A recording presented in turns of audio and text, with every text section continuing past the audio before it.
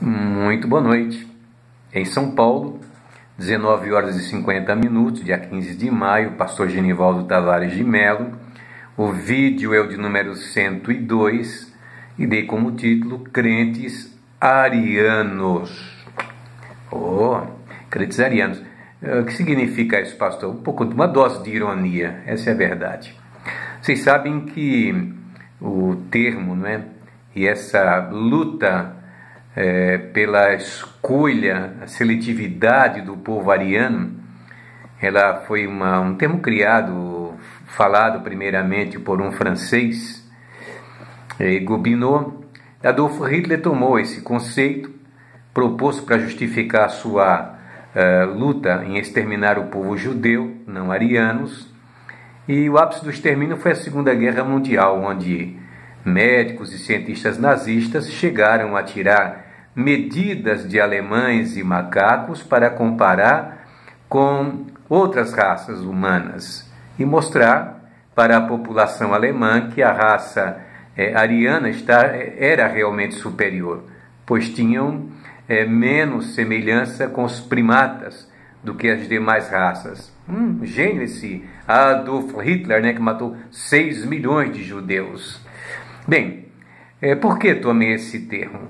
Porque a gente não cansa de ouvir, de ler, aliás, na rede social, o conceito da eleição e, a valorização de certos crentes como se eles nunca pudessem cometer erros, ou cair da graça, ou cair da fé, rejeitar a fé, esse tipo de coisa. Eu li até recentemente um texto muito interessante que abordava isso, como se os crentes vistos pela ótica do calvinismo tivessem atingido o grau de perfeição de tal maneira que não há menor chance de que eles caiam da graça. Os demais sim podem cair, eles não. Bem, eu peguei uns pontos da Bíblia e fui lá em Lucas 22:54, estava revendo aqui aquele momento da negação de Pedro. Lembram? Jesus esteve no cenáculo, tomou ceia com os discípulos, foi para um monte orar, já na brevidade seu sacrifício, e lá pegaram o Senhor, levaram para a casa do sumo sacerdote, uma noite fria, presumivelmente fria. A Bíblia diz que Pedro seguia Jesus de longe, está lá em Lucas capítulo 22, verso 54 em diante. Prenderam, levaram para a casa do sumo sacerdote e Pedro seguia de longe. No pátio, de frente lá, a mansão do sumo sacerdote, casa dele, Pedro aproveita que o pessoal ali tinha feito uma fogueira e foi lá se aquentar entre eles. Jesus já tinha dito antes que o galo cante, porque ele garantiu que com ele não tinha problema nenhum, tirava de letra. Só disse: olha, antes que o galo cante, 3 vezes tu me negarás. E aí ele foi lá se aquentar, inquiriram a Pedro: você é judeu, você é um deles, você é um seguidor dele? Negou a primeira vez, negou a segunda vez, negou a terceira vez. E eu tenho a impressão que onde Jesus estava, na casa do sumo sacerdote, pelo texto bíblico, dava para visualizar quem estava lá fora. E Jesus se vira e olha, e os olhos do Senhor se encontram com os olhos de Pedro, que ao sentir e lembrar as palavras do Mestre, diz a Bíblia, Pedro saiu para fora do ambiente e chorou amargamente. Pedro negou a Jesus. Todavia, Jesus amava Pedro. Depois, a gente conhece aquele diálogo dele com o Senhor, ou o Senhor com ele, Jesus perguntando se ele o amava, e perguntou também 3 vezes para ele, para deixá-lo bem encucado com a questão, quando ele disse: Senhor, tu sabes todas as coisas, quer dizer, sabe que eu sou um homem fraco, que eu sou um homem sujeito a cometer erros, tal, mas Jesus perdoou Pedro.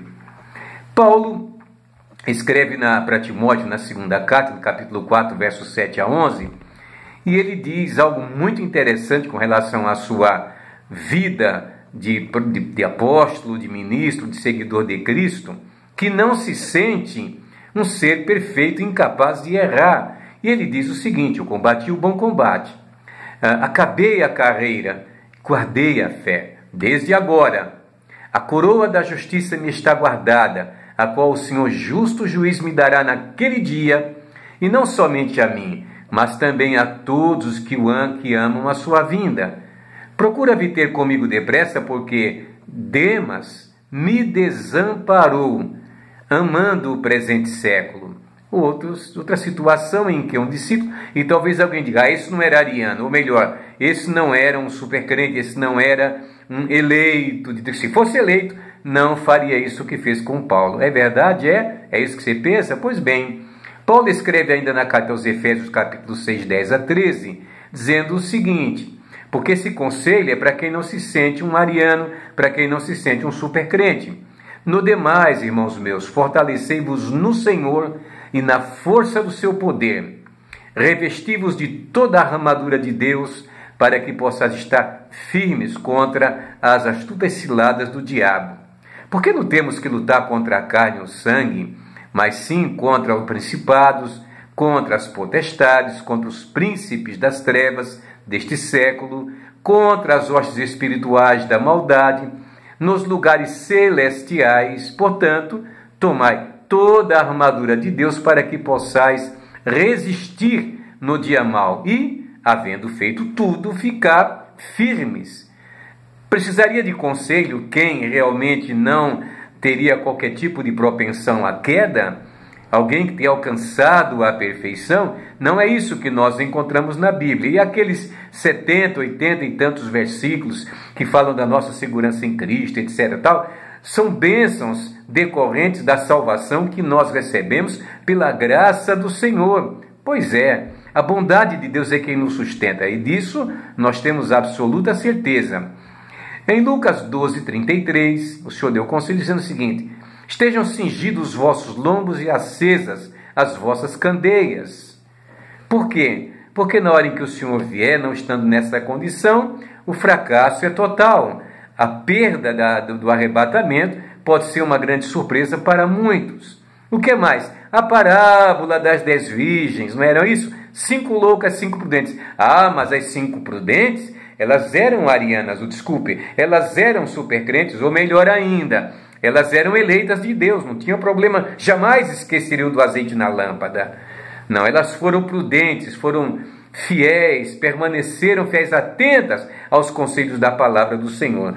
Mas 5 delas não, eram relaxadas, imprudentes, deixaram faltar o azeite, e quando se ouviu a voz, bateu-se, aí veio o esposo, tinham tosquenejado todas, e quando despertaram e disseram umas para as outras que não tinham o azeite: dá-me do teu azeite. Não, agora não tem jeito, se eu der para vocês vai faltar para nós também. Que a salvação, ela precisa ser preservada em nossas vidas até o grandioso dia do arrebatamento da igreja.